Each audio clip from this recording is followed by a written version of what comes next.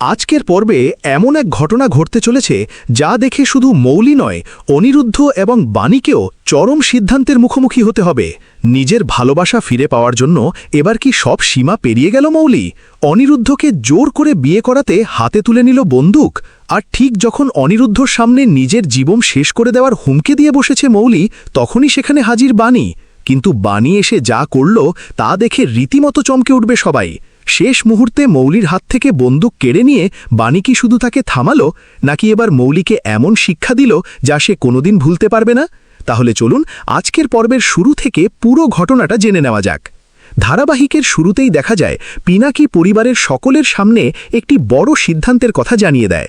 সে স্পষ্ট করে বলে, আগামী ৩ মাসের মধ্যে যদি মৌলি বিয়েতে রাজি না হয় তাহলে তার সমস্ত সম্পত্তি বাণী এবং অনিরুদ্ধর নামে লিখে দেওয়া হবে। পিনাকির এই কথা শুনে পরিবারের সবাই অবাক হয়ে যায়, কিন্তু সবচেয়ে বেশি অস্বস্তিতে পড়ে মৌলি, কারণ তার মাথায় তখন অন্য চিন্তা ঘুরতে থাকে। মৌলি মনে মনে ভাবতে থাকে, বাণী যদি এই বিশাল সম্পত্তির মালিক হয়ে যায় তাহলে তাকে দিয়ে হয়তো আগের মতোই চাকর বাকরের কাজ করাবে। এই চিন্তা মাথায় আসতেই মৌলি হঠাৎ চিৎকার করে বলে ওঠে, না! তার এমন আচরণে ঘরে উপস্থিত সবাই একসঙ্গে মৌলির দিকে তাকিয়ে যায়। পরিস্থিতি সামাল দিতে মৌলি সঙ্গে সঙ্গে বলে, না না, কিছু না।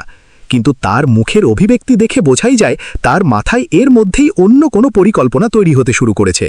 এরপর বাণী পিনাকিকে বোঝানোর চেষ্টা করে। বাণী বলে তারা এভাবে সম্পত্তি নিতে চায় না। পিনাকি তখন স্পষ্ট জানিয়ে দেয়, এটা কোনো প্রস্তাব নয়, এটা তার নিজের সিদ্ধান্ত। বাণী তখনও বলে, মৌলির বিয়ে হলে তার জীবন ঠিক হয়ে যাবে, সেটা তারা সবাই চায়, কিন্তু বিয়ের সঙ্গে এত বড় সম্পত্তিকে জুড়ে দেওয়া কি সত্যিই ঠিক হচ্ছে? ঈশানীও বাণীর কথায় সায় দেয়। তখন নয়নতারা ঈশানীকে মনে করিয়ে দেয়, কিছুদিন আগেও তো তার শ্বশুরমশাই একই রকম পরিকল্পনা করেছিলেন মৌলিকে শিক্ষা দেওয়ার জন্য।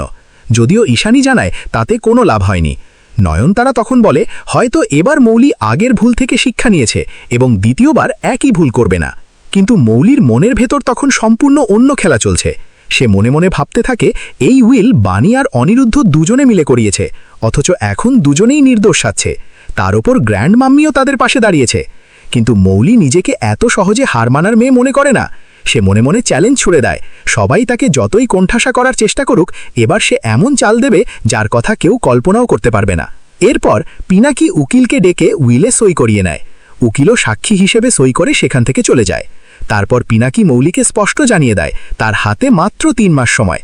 এই সময়ের মধ্যে পরিবারের পছন্দ করা পাত্রকে বিয়ে করতে হবে তাকে। বাড়ির সবাই তখন মৌলিকে বোঝাতে থাকে। অবশেষে মৌলি সবাইকে অবাক করে দিয়ে বলে, তোমরা যখন বলছো আমি রাজি। মৌলির মুখ থেকে বিয়েতে রাজি হওয়ার কথা শুনে সবাই স্বস্তি পেলেও নয়নতারার মনে কিন্তু সন্দেহ থেকেই যায়। সে মনে মনে বুঝতে পারে মৌলি এত সহজে রাজি হওয়ার মেয়ে নয়, নিশ্চয়ই এর পেছনে কোনো বড় পরিকল্পনা রয়েছে। এরপর বেশ কিছুটা সময় কেটে যায়। মৌলি গোপনে বিক্রমের কাছে গিয়ে পুরো বিষয়টি খুলে বলে। সে জানায় এই গ্র্যান্ড মাম্মিকে কোনোভাবেই জিততে দেওয়া যাবে না, আর তার মতে এই পরিস্থিতির জন্য সবচেয়ে বেশি দায়ী বাণী। মৌলি মনে করে বাণী যদি অনিরুদ্ধের জীবনে না আসতো তাহলে অনিরুদ্ধর সমেত তারই বিয়ে হতো এবং রায় চ্যাটার্জির সম্পত্তিও তার হাতের মুঠোয় থাকত। তখন বিক্রম তাকে আশ্বস্ত করে বলে এখনও সবকিছু তার হাতে আসতে পারে। আর সেই কথার সঙ্গে সঙ্গে বিক্রম একটি রিভলভার বের করে মৌলির সামনে রেখে দেয়। সে বলে একটি রাস্তা সে মৌলির সামনে খুলে দিয়েছে, এখন সেই রাস্তায় হাঁটবে কিনা সেটা সম্পূর্ণ মৌলির সিদ্ধান্ত। রিভলভার হাতে নিয়ে মৌলির চোখে মুখে তখন অন্যরকম আত্মবিশ্বাস দেখা যায়। সে বলে এতদিন সবাই তাকে নিজের আঙুলের ইশারায় নাচিয়েছে, কিন্তু এবার তার আঙুল বাঁকানোর পালা। আর মৌলির এই পরিবর্তন দেখে বিক্রম মনে মনে যেন খুশি হয়, কারণ সে যেন এটাই চেয়েছিল, মৌলি যেন নিজের সমস্ত সীমা ভুলে আরও বড় ঝুঁকি নেয়। অন্যদিকে বাড়িতে তখন তানিয়া মৌলির বিয়েতে কি পোশাক পরবে তা নিয়ে ব্যস্ত। কিন্তু বাণীর মনে শান্তি নেই। সে সাথীকে বলে মৌলি এত তাড়াতাড়ি বিয়েতে রাজি হয়ে গেল, এটা তার একেবারেই বিশ্বাস হচ্ছে না। সাথীও একই সন্দেহ প্রকাশ করে, কিন্তু মৌলির আসল পরিকল্পনা কি সেটা কেউ বুঝে উঠতে পারে না। অনিরুদ্ধ তখন তাদের বোঝায় অকারণে চিন্তা করার কোনো দরকার নেই। মৌলির যতই পরিকল্পনা থাকুক সেটা সফল হবে না, কারণ সে যতক্ষণ পাশে আছে মৌলির কোনো চালই কালে লাগবে না। ঠিক তখনই সাথীর ফোনে একটি অচেনা নম্বর থেকে ফোন আসে। ফোন ধরতেই ওপার থেকে পরিবর্তিত গলায় একজন জানায় সে নাকি হাসপাতাল থেকে ফোন করছে। পিনাকি রায়ের বাড়িতে কথা বলছে কিনা সেটাও জানতে চায়। এরপর বলা হয় মৌলি রায়ের নাকি অ্যাক্সিডেন্ট হয়েছে এবং তাকে হাসপাতালে নিয়ে যাওয়া হয়েছে। পিনাকির ফোন বন্ধ থাকায় জরুরি যোগাযোগের নম্বর হিসেবে সাথীর নম্বর দেওয়া ছিল। কথাটা শুনে সাথী ভীষণ অবাক হয়ে যায় এবং জানতে চায় মৌলির কি হয়েছে। ফোনের ওপার থেকে শুধু বলা হয় দ্রুত হাসপাতালে আসতে। সাথী সঙ্গে সঙ্গে বাণী ও অনিরুদ্ধকে বিষয়টি জানায়, কিন্তু অনিরুদ্ধ কাউকে কিছু না জানিয়ে আগে নিজেই হাসপাতালে গিয়ে পরিস্থিতি দেখে আসার সিদ্ধান্ত নেয়। আর এখানেই শুরু হয় মৌলির আসল খেলা। গাড়ি নিয়ে কিছু দূর যাওয়ার পর হঠাৎ অনিরুদ্ধর গাড়ির সামনে আরেকটি গাড়ি এসে দাঁড়ায়। অনিরুদ্ধ গাড়ি থেকে নেমে রাগী গলায় জানতে চায় কি হয়েছে, আর ঠিক তখনই সেই গাড়ি থেকে নেমে আসে মৌলি। অনিরুদ্ধ তখনই বুঝে যায় সবকিছুই ছিল সাজানো নাটক। সে মৌলিকে বলে তার আগেই বুঝতে উচিত ছিল যে মৌলি কখনো সোজা পথে হাঁটবে না। হাসপাতালের ফোন পেয়েই তার সন্দেহ করা উচিত ছিল। এরপর অনিরুদ্ধ সেখান থেকে চলে যেতে চাইলে মৌলি তার হাত ধরে ফেলে। মৌলি তাকে টেনে নিয়ে যায় একটি মন্দিরে। অনিরুদ্ধ অবাক হয়ে জানতে চায় সে আসলে কি চায়। তখন মৌলি জানায় এতদিন ধরে সে যা চেয়ে এসেছে আজ সেটাই পেতে চায়। অনিরুদ্ধ প্রথমে বুঝতে না পারলেও মৌলি সরাসরি বলে দেয় ড্যাড তাকে 3 মাসের সময় দিয়েছে বিয়ে করার জন্য, কিন্তু সে 3 মাস অপেক্ষা করবে না, আজই সে অনিরুদ্ধকে বিয়ে করবে। অনিরুদ্ধ যেন আকাশ থেকে পড়ে যায়। সে মৌলিকে বোঝানোর চেষ্টা করে যে তার মাথা ঠিক নেই, কিন্তু মৌলি ভালোবাসার অধিকার দাবি করতে থাকে। অনিরুদ্ধ তখন কঠিন গলায় জানিয়ে দেয় মৌলি যেটাকে ভালোবাসা বলছে সেটা আসলে ভালোবাসা নয়, এটা জেদ, লোভ এবং অসুস্থ অধিকার বোধ। কারণ বাণী শুধু তার আইনগত স্ত্রী নয়, মন থেকে আত্মা থেকে তার স্ত্রী, এবং বাণী তার 2 ছোট সন্তানের মা। তাই বাণীকে ভুলে যাওয়া তার পক্ষে কোনোদিন সম্ভব নয়। কিন্তু মৌলি তখনও নিজের জেদে অনড়। সে জানিয়ে দেয় অনিরুদ্ধকে নিয়ে অন্য কোনো নারীকে সুখে থাকতে দেবে না। অনিরুদ্ধ তাকে নিজের জীবন নষ্ট না করার পরামর্শ দেয়, কিন্তু মৌলি পাল্টা বলে তার জীবন তো অনেক আগেই নষ্ট হয়ে গেছে, আর এর জন্য সে বাণীকেই দায়ী করে। অনিরুদ্ধ তখন বাণীর বিরুদ্ধে আর একটি কথাও সহ্য না করা বলে সেখান থেকে চলে যেতে উদ্যত হয়। আর ঠিক তখনই ঘটে সবচেয়ে ভয়ঙ্কর ঘটনা। মৌলি তার কাছে থাকা রিভলভার বের করে নিজের কপালে ঠেকিয়ে দেয়।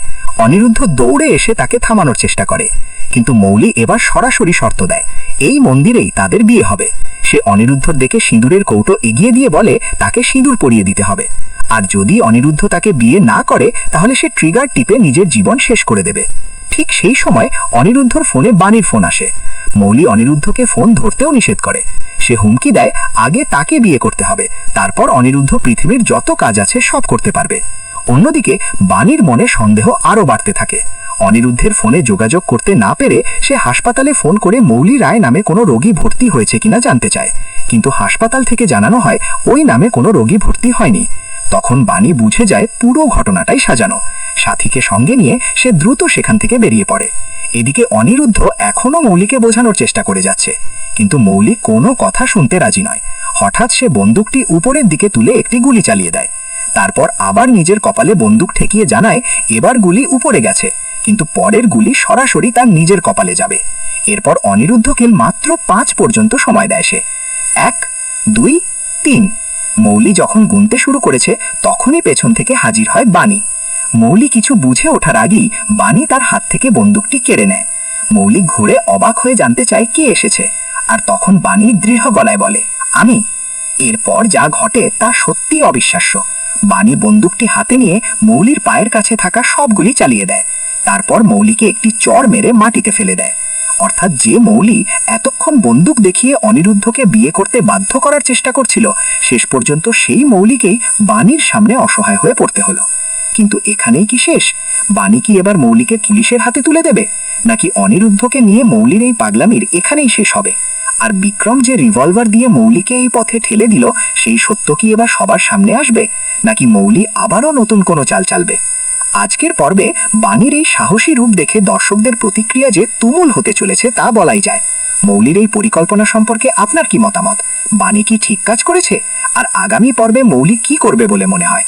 আপনার মতামত অবশ্যই কমেন্ট করে জানাবেন। আর এমন আরও চমকপ্রদ পর্বের আপডেট পেতে ভিডিওটি শেষ পর্যন্ত দেখুন এবং চ্যানেলটি সাবস্ক্রাইব করে পাশে থাকুন।